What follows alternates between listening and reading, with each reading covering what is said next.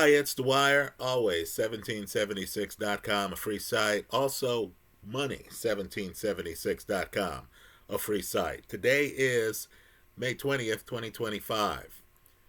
Remember, nothing I say in this video should be construed as financial advice. I want everyone to do their own independent due diligence. The opinion you should follow should be your own. Just consider this video to be a second opinion from a complete stranger online. You know, you go to a magic show and you see a magician. And of course, you understand that there is nothing the magician can do short of wearing a rocket pack or short of having cables attached to him that people can use to pull him up. There's nothing that magician can do to defy gravity. Right? You're watching the show, you have an air of disbelief, you're going with it, you want to see how good the magician can make the illusion look. But you understand at the end of the day, all of us are subject to gravity. Right? No one can levitate. Right? There's a certain math that goes with physics. If you don't have that rocket pack, if you don't have those hidden cables, you're not going to be able to stay above the ground. Well, let me say something that should be obvious to everyone here, but isn't. There are no magicians in public finance. Right? From time to time, we hear things like, before this new administration, Janet Yellen has found a way to keep the government open longer. Right? We hear these, politicians tell us that they have a way to increase prosperity. Right, folks? It's, this way in terms of the claims politicians are making all over the globe. But yet Europe right now has a debt crisis. Yet China right now is in economic ruins. Yet the United States has a $36 trillion debt crisis. Right, folks, we still have economic cycles. When you see someone wearing a fancy looking suit or fancy looking dress and they're on TV and it looks like they've combed their hair, they have the flawless image, they've brushed their teeth, they know how to stand, their staff has given them speeches to read. It doesn't mean that they can solve your problems. So let's talk about what really matters, right? And in my opinion, that's markets. So let's look at the 30-year Treasury market. Right, folks, it's at 4.97%, according to the latest numbers I have. Again, 4.97%. This is the long end of the sovereign debt market. Right? I have news for people. When you have a $37 trillion debt, and when there is a distinct possibility that the demand side of that market feels that your government, your monetary system is teetering, right, to the point where Moody's just downgraded the United States, right? If the buyers of your debt feel there's risk involved in doing so, they're going to demand higher prices. This 4.97% on the 30-year has actually jumped to over 5% at times. Now, people need to realize that, it's obvious to some, it's not connected to others. People need to realize that when, after all the talk, the 30-year is still right around 5%, what that means is that the mortgage rates are up over 7%. right? Banks aren't operating at cost, they're trying to make a profit. When you have a leveraged market that's up around 7%, and that market is already having problems in places like Florida and Texas, right? Just understand you're going to have a lot of people saying, hey, they can advertise this house at this price. We understand there are two prices. There's the price for the cash only buyer, wealthy people who have capital. They come in, you're selling the house for $500,000. And if you're in California, you understand that that's practically an impossibility if the house has more than 2 bedrooms, right? But they're selling a house for $500,000, and you understand the cash buyer can take out $500,000 and buy that house. They're wondering how people are able to afford the house with a mortgage rate of 7% and higher. Right? Understand too, we're coming out of a long bull market. Right? This is about as good as it's going to get for some time in terms of credit card defaults, credit card delinquencies. Right? You understand that. Also, every politician is looking to be in front of the camera when, they have some plan to pay McDonald's workers a living wage of $20 an hour, as we're doing right now in California. Where are these politicians when the chain McDonald's is talking about being under pressure, having problems, having fewer customers? Right? When a McDonald's makes that announcement, why aren't the living wage people, out in force trying to say, look, our idea is still a good one, even though it's endangering the employer, even though it's existential? Right, folks? You have hundreds of subways closing all across the United States. Right? Isn't there a cost for all these well-intentioned laws artificially propping up the cost of labor? Right? I see Bernie Sanders when he has some idea about paying a living wage in California. Right? And he's taking jobs like these entry-level jobs at McDonald's, and he's forcing employers to pay, $20 an hour minimum wages. Right? I don't see Bernie when McDonald's, a publicly traded company, is talking about the slowing traffic and is desperately trying to come up with some value meal that's going to attract consumers who are already too indebted to pay the cost of burgers today at McDonald's. Right, so let me just say too that today's young people in their 20s who are just starting out, have a different value proposition than my generation had. As I make this video, understand that Bitcoin has crossed $106,000 a coin. Now, if I'm looking for a store of wealth, my generation gravitated toward hard assets, toward real estate. Right? Somehow people overlook financing costs. Right? The mortgage rates, how they add up. And they thought, well, housing always goes up, doesn't it? And of course, they had a demographic tailwind behind them, because the baby boom generation is one of the largest generations on record. So you had more and more people buying houses, and land doesn't increase.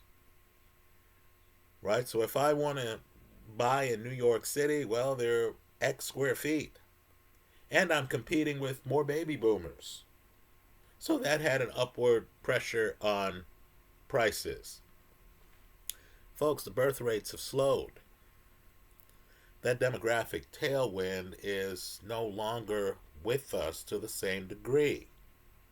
More importantly, and this to me is the most important thing, this generation is a lot smarter than my generation. Right? My generation really believed that watching 3 or 4 news channels on TV was going to keep them advised of what was going on in the world.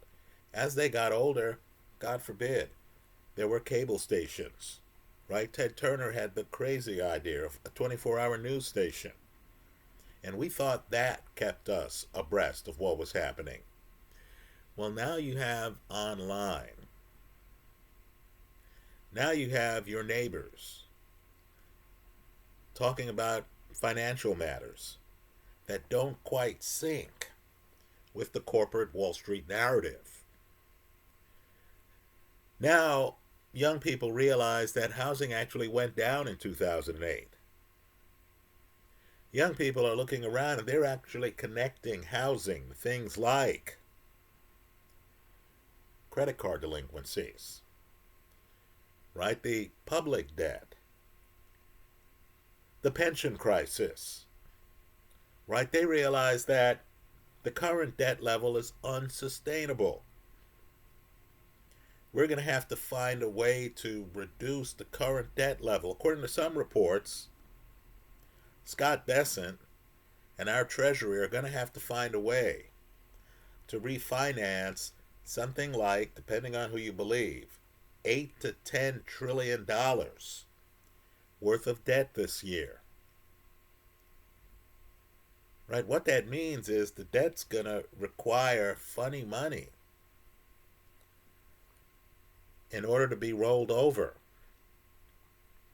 Right? We're going to have to debase the currency in order to roll over our current debt.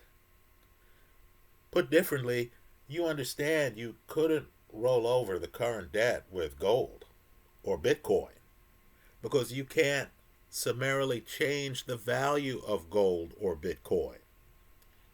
Right? Lord knows they've had some market suppression efforts on gold, but sooner or later, supply and demand matter in that market. But you can with the dollar. Right? You have these government officials, and I use that phrase loosely because you understand the Federal Reserve is really a private entity. But you have these officials who can announce that they're going to cut interest rates. And our assumption is that the market's going to follow along. Folks, it might not. You might have bond auctions and people are looking at you and you realize, you know what, I'm going to have to price the 30-year at 4.97% at a time when the president wants rate cuts. Right? Sooner or later, the actual market takes over. Right? We can pretend that we're big and powerful and that we can, threaten to levy tariffs on everyone all over the globe. Right? At the end of the day, many of the people we're levying tariffs on hold our debt. Right? If they sell that debt, if a bunch of it hits the market, let's just say interest rates are going to rise on US dollar denominated sovereign bonds. Right? So let's talk about a few other things. Now, I'm here in Northern California. Folks, companies here are letting white-collar workers go. Understand it's structural. You have something called artificial intelligence that's obviating a lot of these computer coding jobs. Right, folks, they're not coming back. In other words, you could be a damn good computer coder. We have new questions that are being asked. Are you as good a coder as your AI competitor? not other workers, human workers. We actually have to classify the worker these days. Not other human workers who code. No, are you better than AI that codes? Are you more cost efficient? And of course, how could you be? You need food, water, and sleep. You have a life. You want time with your partner, with your kids, with your parents, with your aunties, right? You might even have things you enjoy, right? Where you're, helping out with the PTA at your kid's school, just to keep an eye on your kid, just to figure out what curriculum's going on at your local school. AI doesn't need that. AI doesn't have a family. AI doesn't need food,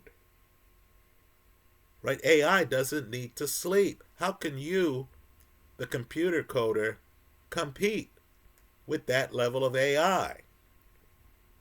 Right? I can tell you, I get asked questions by clients, and I'm online plugging in legal questions to AI. And a few months ago, AI was sketchy, right? The answer might be on point, might not be on point.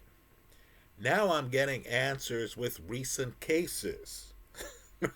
Now, when I get an answer from AI, then I go into my own online,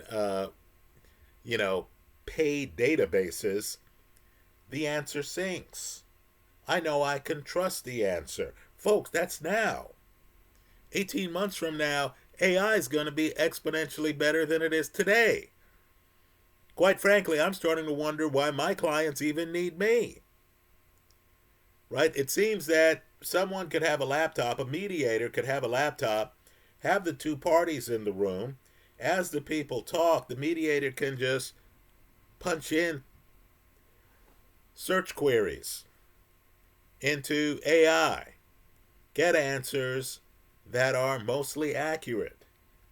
I say mostly loosely, right? These days, the odds of it being accurate are about 95% in my eyes, based on personal experience. So, of course, Microsoft just cut workers. Folks, these are commercial Goliaths who are doing extremely well in their cloud computing. In other words, companies with a lot of cash flow, with a lot of profits, are cutting workers because they don't need them. Because there's always an ongoing, relentless pursuit of efficiency. Right? So I wonder what happens. You're a computer coder, you were making $200,000 a year.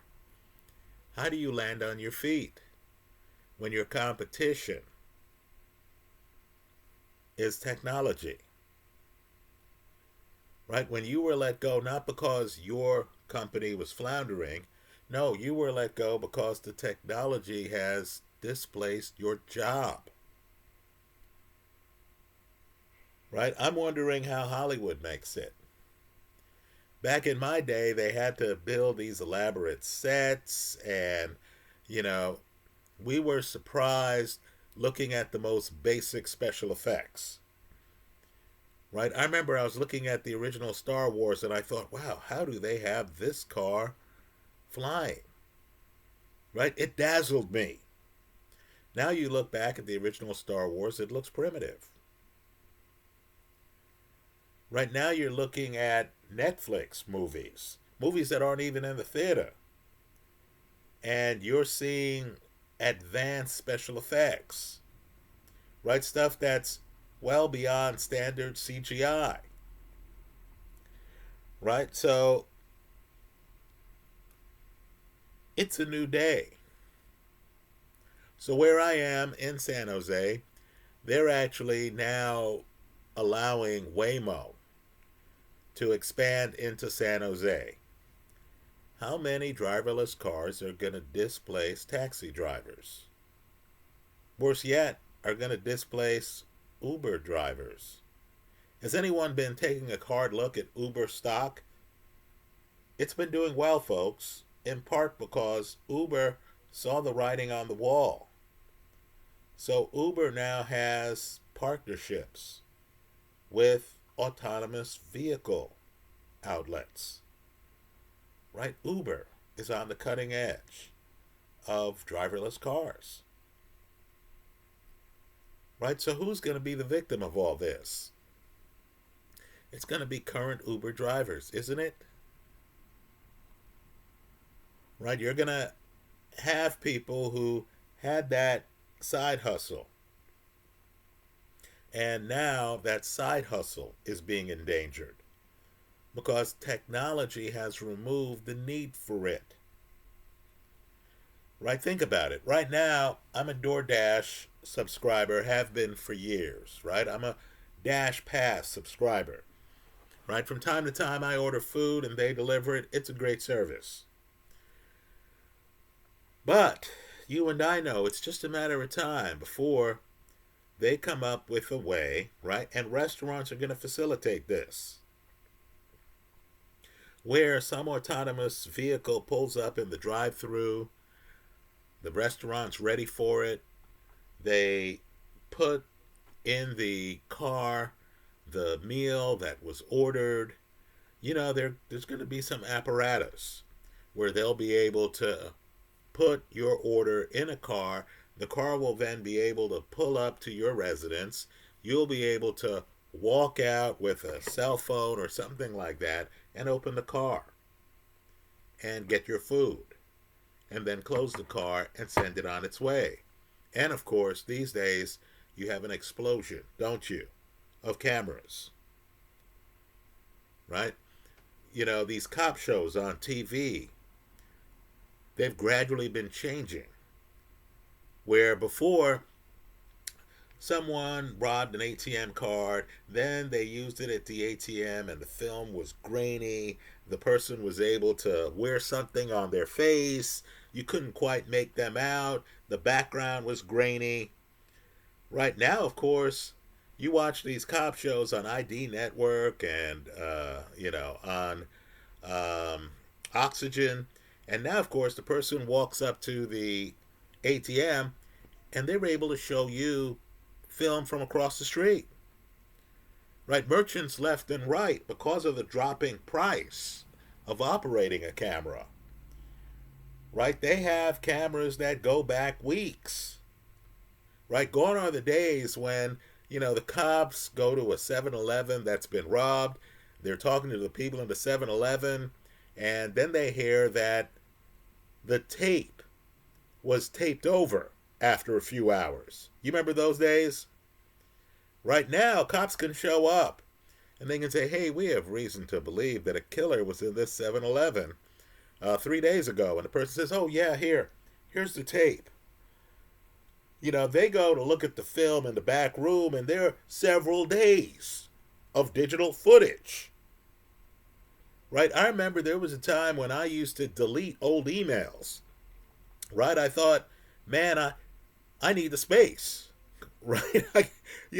Now all the emails are remote. Why do I need to delete any of them? Because, of course, I have more storage than I need. Remote storage now. Right? So if some dispute arises on emails from 4 years ago, I can go find the 4-year-old email. I'm sure many of you can go back, 10 years or what have you? So just understand, the world is changing. Now young people are going to see an opportunity cost problem.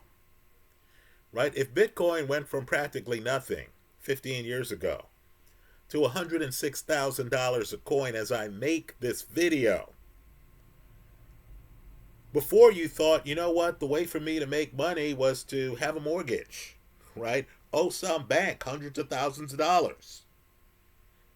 Make my monthly mortgage payment and my house will appreciate in value. Now, young people are going to think to themselves, am I not losing money?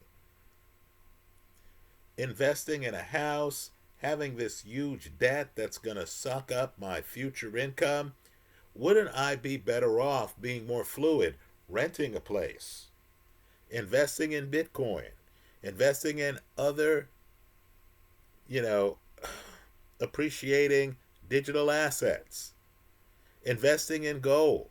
Right, folks? If gold gets revalued, that's free money to every gold holder. You understand that. And your money's not tied up. Right? Silver, folks, a 100 to 1 gold silver ratio is simply preposterous. It's simply preposterous. Right? Understand too, back in the old days, and I'm talking about just a few years ago, you were trying to remember your digital wallet code, and you were always worried that someone would figure out where you kept your Bitcoin.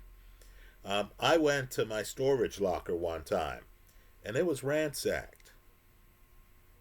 Right? I had some money once on a centralized exchange, and every other day until the exchange went under, I would get a message from the exchange saying someone was trying to access my account. Now, you mean to tell me that now I can just get Bitcoin exposure by buying part of BlackRock's spot Bitcoin ETF? In other words, now I'm rolling with one of the biggest players in finance. I can buy Bitcoin, out of my brokerage account. There's ample record that I own the Bitcoin, right? You remember back in the day, people said, hey, I lost 2 Bitcoin, and they had no proof of it, right? They couldn't even remember their wallet passcode. Now, of course, I have brokerage statements. My brokerage account might be administered by Charles Schwab. Right now, you're rolling with A-level players. So just understand how we view the value of a house, particularly in a world of 7% mortgage rates, particularly in a world where you're going to buy a house, you do some basic research, then you find out that Blackstone owns 10% of the neighborhood. Right? Increasing the risk of volatility. Blackstone decides to sell the houses they own. Well, there are, several of them. This isn't your neighbor Joe who, got a better job offer someplace else and is selling his house, and you're thinking, you know what? Someone will buy Joe's house in accordance with the current price structure of the block. No, this is different. Right? This is where you come home and 5 houses on your block are for sale. Right? Blackstone's been renting to people, gives them notice that they're not going to renew the lease.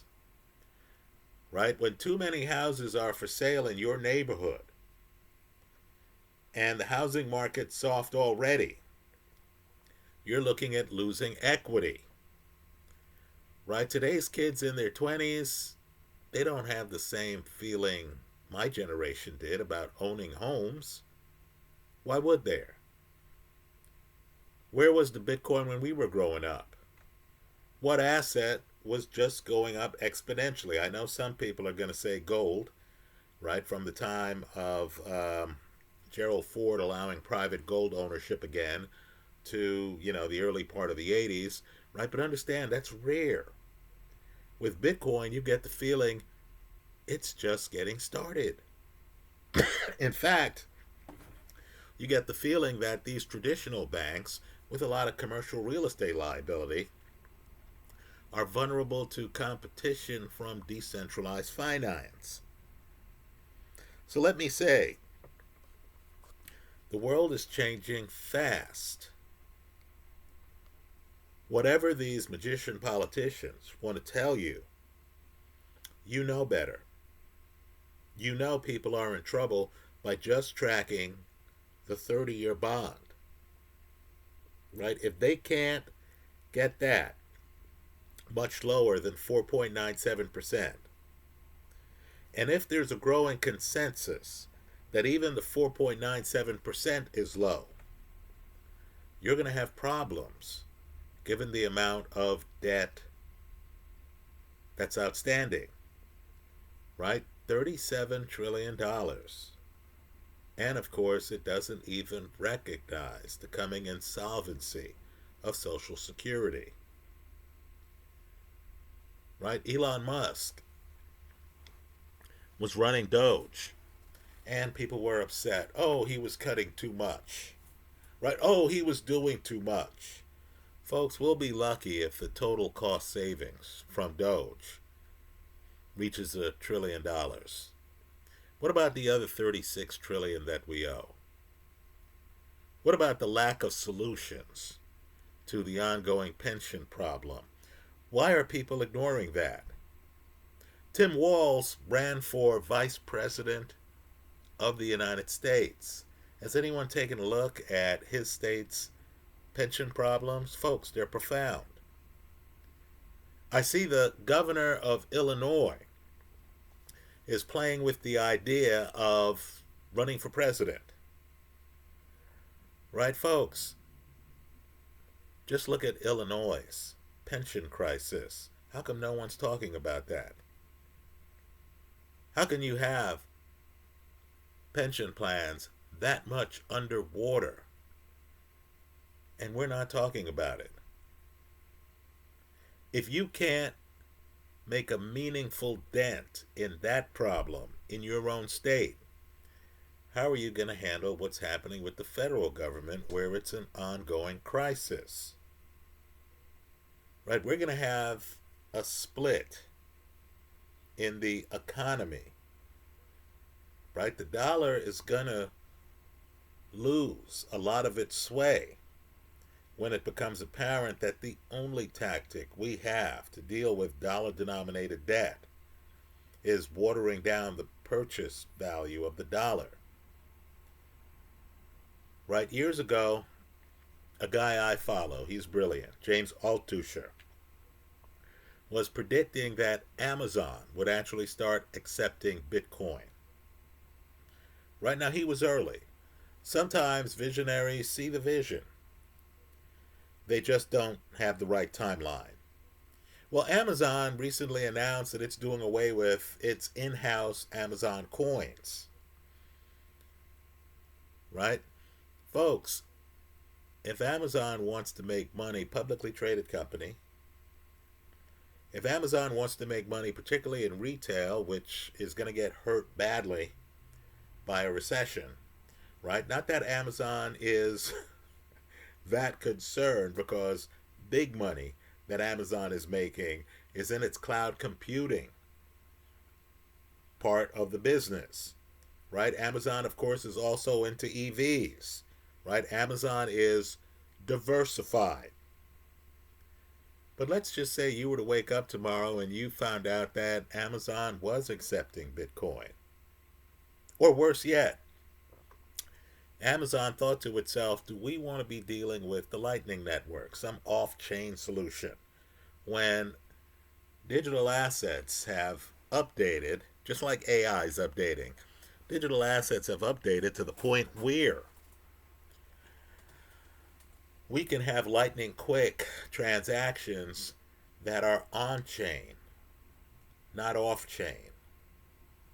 Right, so let's say Amazon makes an announcement tomorrow that in addition to accepting Bitcoin, they're also accepting some other crypto, right? That's on-chain, that has a denomination that is more consumer friendly, right? I'm not dealing in the world where one unit costs $106,000, right? So I'm in the world of fractions and I'm looking at numbers and I'm thinking, how many zeros is that, right?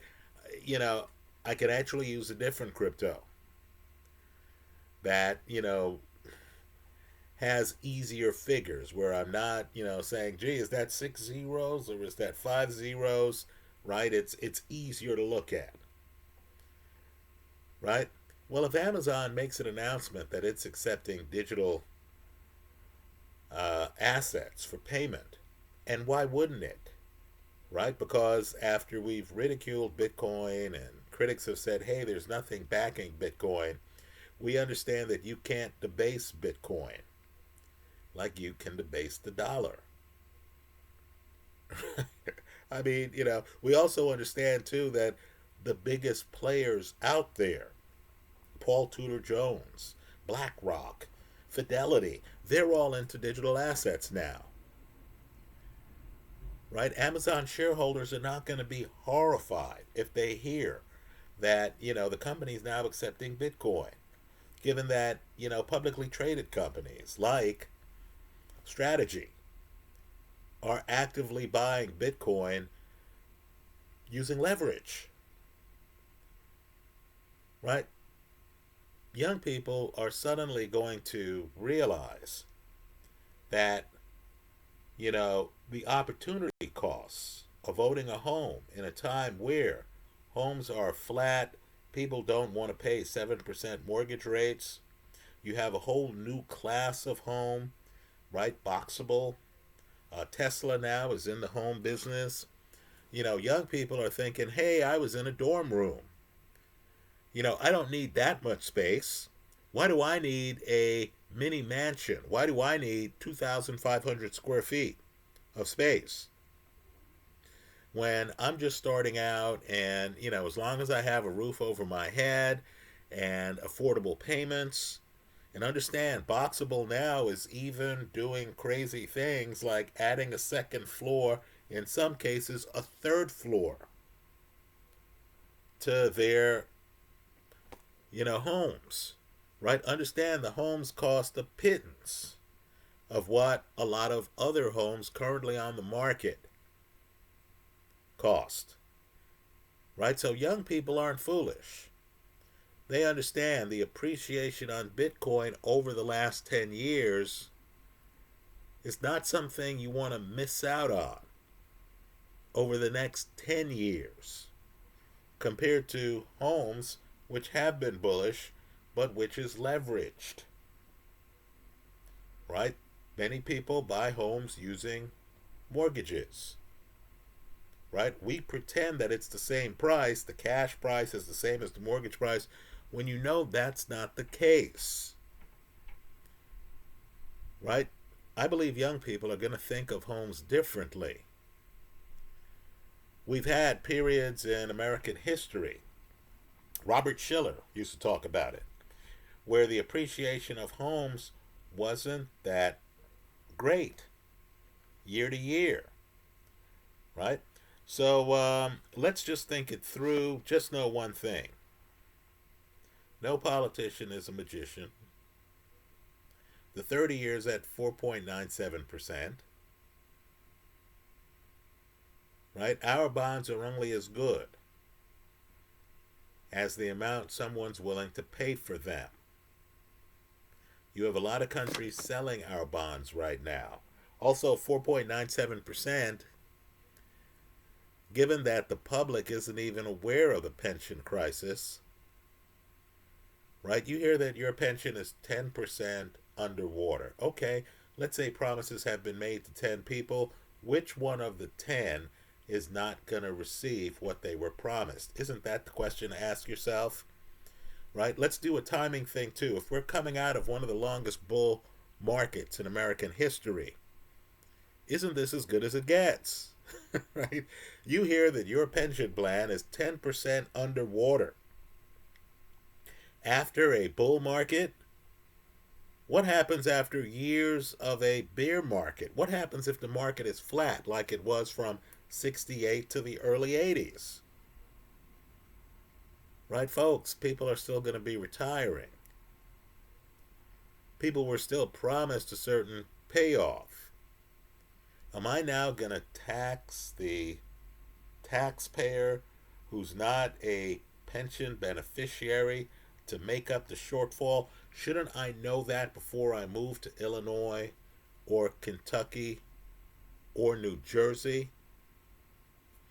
Those are my thoughts today. Let me hear yours in the comments section of this YouTube video. Thanks for stopping by.